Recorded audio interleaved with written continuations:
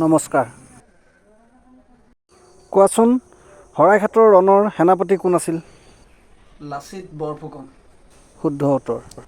Next কোৱাচোন আহোমে অসমখন কিমান বছৰ ৰাজত্ব কৰিছিল? প্ৰায় 600 বছৰ। ৰাইট।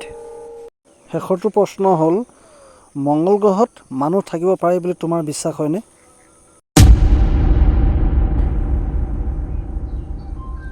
কিছু বৈজ্ঞানিকে কয় মোৰ হ'লে বিশ্বাস নহয়। আচ্ছা তুমি যাব পাৰা। দাদা সুধিলে নেকি? অঁ নহয় কি সুধিলে? অকল তিনিটা সুধিছে, তিনিটা।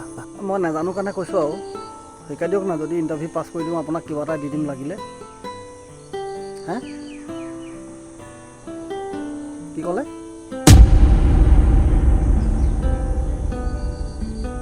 আচ্ছা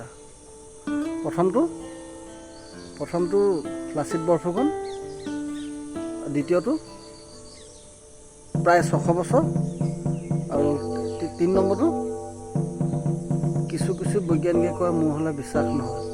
আচ্ছা এই তিনিটাই সুধিব অকল? অঁ ঠিক আছে। প্ৰথমটো লাচিত বৰফুকন, দ্বিতীয়টো প্ৰায় 600 বছৰ, আৰু তৃতীয়টো কি আছিলে কিছু বৈজ্ঞানিকে কয় মোৰ হ'লে বিশ্বাস নহয় ন। নেক্সটজন আহিব লাগে। নমস্কাৰ। প্ৰথমটো লাচিত বৰফুকন, দ্বিতীয়টো প্ৰায় 600 বছৰ, তৃতীয়টো কিছু বৈজ্ঞানিকে মোৰ হ'লে বিশ্বাস নহয়। কৃষ্ণ। কোৱাচোন তোমাৰ নামটো কি? কি আছিলে? লাচিত বৰফুকন। লাচিত বৰফুকন। বচাবা দেই প্ৰভু। আচ্ছা কোৱাচোন তোমাৰ বয়স কিমান?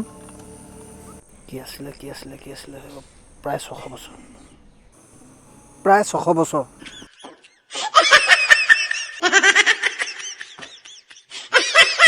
ঐ তুমি অলপ পাগল হৈছা নেকি? হে? 3 নম্বৰটো কি আছিলে? কিছু বৈজ্ঞানিকে কয় মোৰ হ'লে বিশ্বাস নহয়। কিছু বৈজ্ঞানিকে কয় মোৰ হ'লে বিশ্বাস নহয়।